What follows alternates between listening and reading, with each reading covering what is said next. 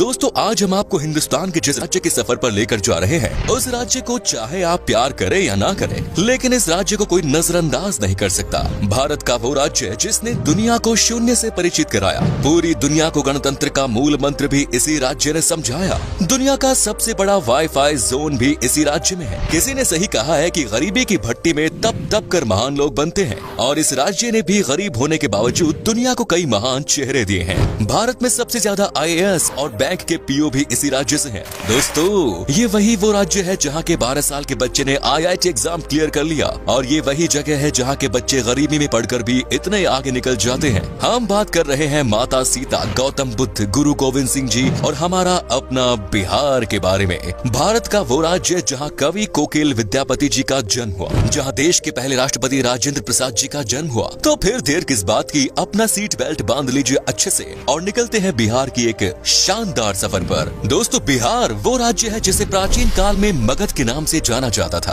और इसकी राजधानी पटना को पाटलिपुत्र के नाम से।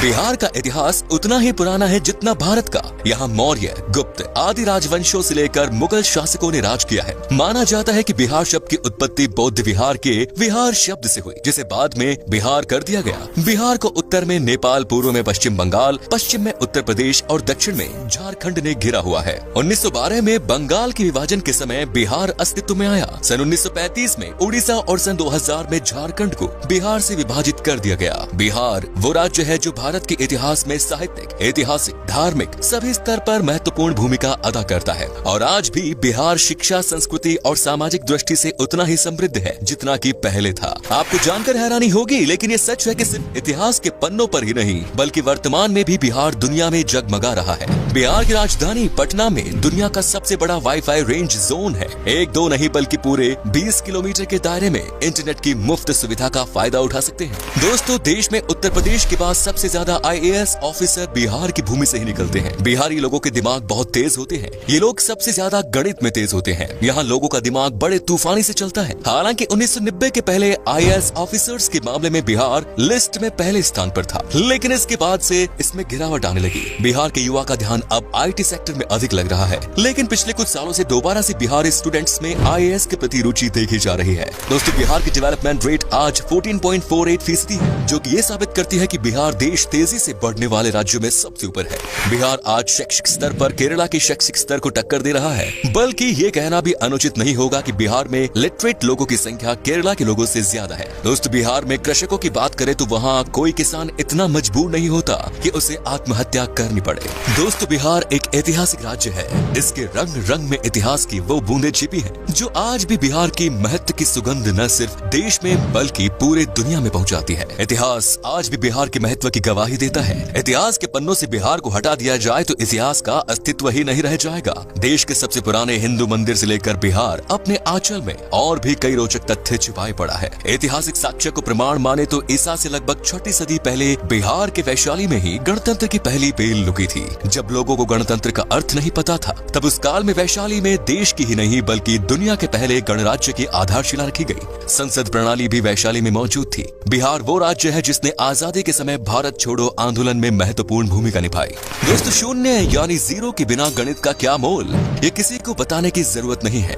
दुनिया को शून्य देने वाले आर्यभट्ट जी का जन्म भी बिहार में ही हुआ था। शायद यही कारण है कि आज भी बिहार के लोग गणित में माहिर होते हैं, और आज भी गणित में यहाँ के लोगों की कोई बराबरी नहीं। बिहार ही वो जगह है जिसने चाणक्य जैसा इकोनॉमिस्ट, चंद्रगुप्त और अशोका जैसा राजा, बुद्ध और महावीर जैसा धर्म प्रवर्तक, आर्यभट्ट जैसा वैज्ञानिक और शेर शाह जैसा शासक दुनिया को दिया। भारत एक ऐसा देश है जहाँ क्रिकेट किसी धर्म से कम नहीं, और MS धोनी का नाम इस धर्म के सबसे पॉपुलर पन्नों में से एक। MS धोनी का जन्म रांची में हुआ था, जो कि पहले बिहार का हिस्सा हुआ करता था। धोनी को लोग आज भारत के सबसे सफल क्रिकेट कप्तान और महान खिलाड़ी के रूप में देखते हैं। सिखों के 10वें गुरु गुरु गोविंद सिंह का जन्म भी बिहार में ही हुआ, और सिखों का पवित्र स्थान हरमिंदर तख्त पटना में है। आपको बता दें कि दुनिया का सबसे पुरानी यूनिवर्सिटी नालंदा यूनिवर्सिटी और तक्षशिला यूनिवर्सिटी भी बिहार में ही है। यहाँ पहले विदेशों से भी लोग पढ़ाई करने आया करते थे। दोस्तों, माता सीता की जन्मभूमि भी एक समय में बिहार में ही थी, जो आजकल नेपाल का हिस्सा हो गया। आपको बता दूं कि जनकपुर में ही माता सीता पैदा हुई और तब ये बिहार हुआ करता था, जहाँ पर भगवान राम जी आए थे।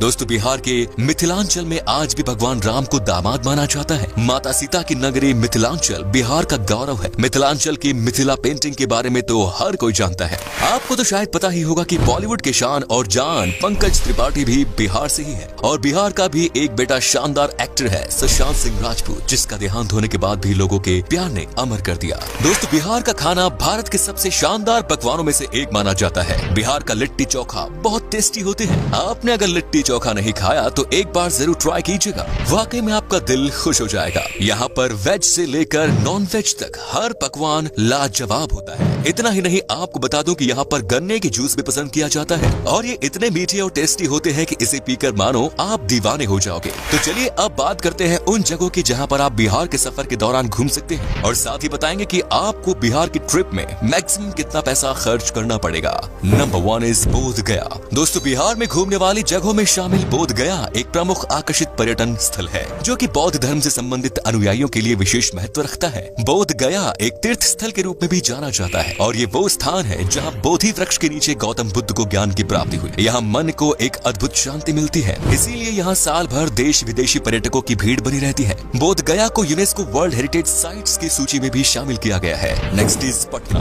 बिहार राज्य में गंगा नदी के दक्षिणी छोर पर स्थित पटना पर्यटन स्थल बिहार की राजधानी है, और पटना को एक ऐतिहासिक और आकर्षित पर्यटन स्थल के रूप में जाना जाता है। पटना शहर धार्मिक दृष्टि महत्व के साथ साथ आध्यात्मिक महत्व भी रखता है। बिहार के पटना को सिखों, जैन, हिंदू और बौद्ध धर्मों के तीर्थ स्थलों का प्रवेश द्वार भी माना जाता है। उत्तर भारत के सबसे बड़े शहर के रूप में विख्यात पटना तारामंडल, हाईकोर्ट, पटना साहिब गुरुद्वारा, पादरी की हवेली और सचिवालय भवन जैसे आकर्षण से भरा हुआ है। Next is Madhubani. बिहार का आकर्षित शहर मधुबानी एक प्राचीन शहर है, जो कि मधुबानी कला और संस्कृति के लिए जाना जाता है। मधुबानी शहर का उल्लेख रामायण काल में होने की पुष्टि की गई है। मधुबनी शहर अपनी शानदार चित्रकारी के लिए जाना जाता है। आपकी जानकारी के लिए बता दें कि सीतामढ़ी और सुपौल मधुबनी के प्रमुख व्यापारी क्षेत्र के रूप में जाने जाते हैं। Next is Nalanda. बिहार के तीर्थ स्थलों में शामिल नालंदा बिहार की ऐतिहासिक जगह है। नालंदा प्राचीन काल की सबसे पॉपुलर तीर्थ स्थल है, जो कि संस्कृति, आध्यात्मिकता, इतिहास, वास्तुकला और पर्यटन का जीता जागता उदाहरण है। नालंदा यूनिवर्सिटी यहाँ का प्रमुख आकर्षण है।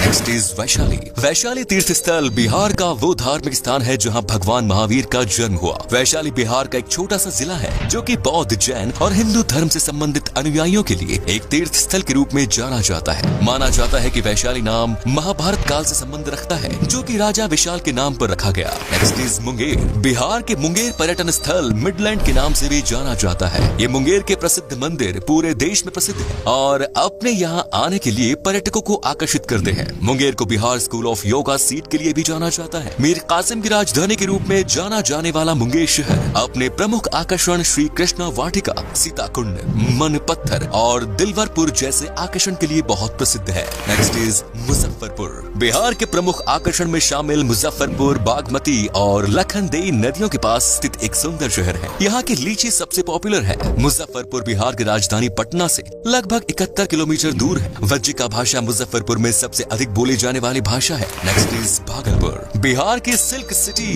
के नाम से प्रसिद्ध भागलपुर एक ऐतिहासिक शहर है, जो कि पावन गंगा नदी के दक्षिणी तट पर स्थित है। भागलपुर बिहार का तीसरा सबसे बड़ा शहर होने के अलावा यहाँ के प्रमुख शैक्षणिक संस्था के लिए भी जाना जाता है। भागलपुर के प्रमुख आकर्षण विक्रमशिला गंगेटिक डॉल्फिन सेंचुरी है, जो कि पर्यटकों को अपनी ओर आकर्षित करता है। बिहार का भागलपुर अपने रेशम के उपयोग के लिए पहचाना जाता है। Next is Pawapuri. बिहार के धार्मिक स्थलों में शामिल पावपुरी नालंदा जिले में स्थित है और जैनियों के लिए किसी तीर्थ स्थल से कम नहीं। आपको बता दें कि पावपुरी शहर एक समय में मौल महाजनपद की संयुक्त राजधानी के रूप में जाना जाता था। पावपुरी वो धार्मिक स्थान है जहां भगवान महावीर को 500 ईसा पूर्व में दफनाया गया था।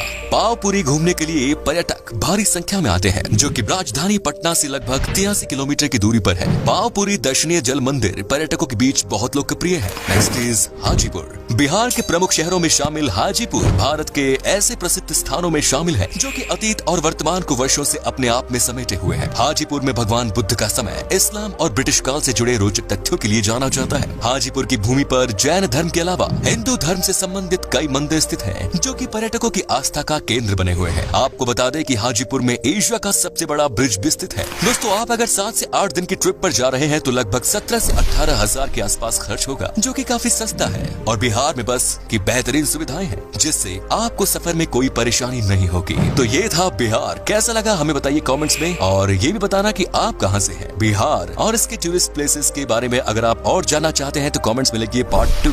उम्मीद है आपको ये एपिसोड पसंद आया होगा। वीडियो को लाइक कीजिएगा और अपने दोस्तों और रिश्तेदारों के साथ शेयर करना ना भूलें।